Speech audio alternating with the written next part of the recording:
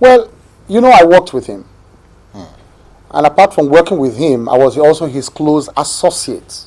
Beyond some of my friends and colleagues in the chambers that time, they knew I was just not a lawyer in the chambers because we were handling personal issues together, myself and himself. Don't forget that we started the National Conscience together. It was not a political party then. It was just a movement to fight the military.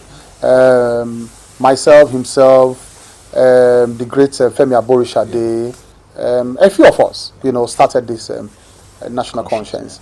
And then, I had the opportunity of seeing him at close quarters, working with him at close quarters. We were traversing the country, the length and breadth of the country, night and day, trying to preach the gospel of the National Conscience, to arouse public consciousness against the military, and the need to also to entrench ourselves as the masses on the polity, to establish political parties without the approval of the military. That was one of the major goals of the National Conscience at that time. It was not a political party, because up till now I am not a card-carrying member of any political party. I have never carried any card. Well, we'll come back to that. From that close quarters, I was able to see that Gani Fawehinmi is one Nigerian that we may never ever, replace. I'm saying that, from the deepest part of my heart.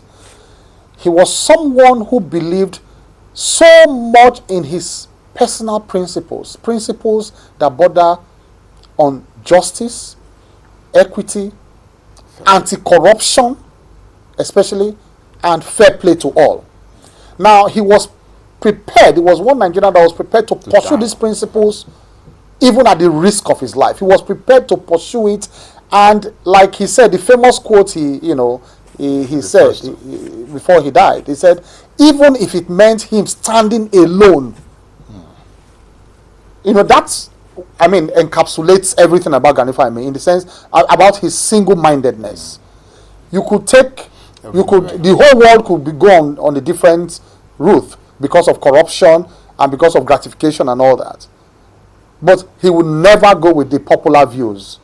He would go on the principle, on his views that he thought were founded on social justice, equity, and good conscience. And this must have rubbed off on you greatly. Well, I try to. I try to learn the feet of the master. Yeah, because the next issue we are going to be looking at,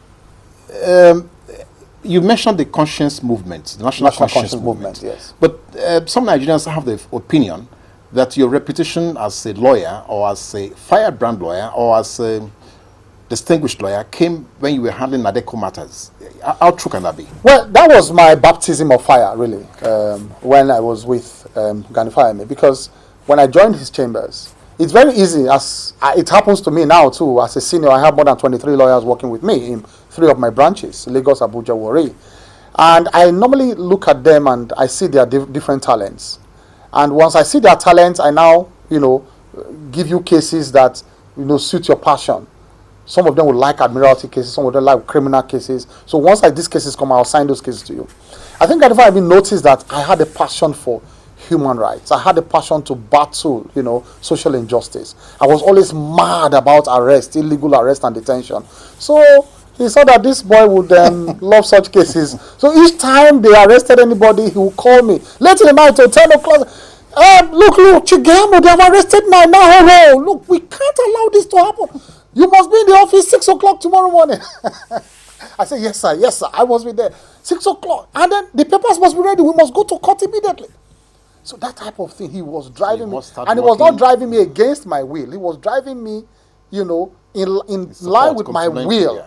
What I wanted to do those cases. So I found myself handling some of those very controversial cases, I was the counsel to Dr. Becker and some Kuti. In fact, I got a famous injunction then against his trial. The military tribunal that was trying himself and the former president, Obasanjo. Yeah.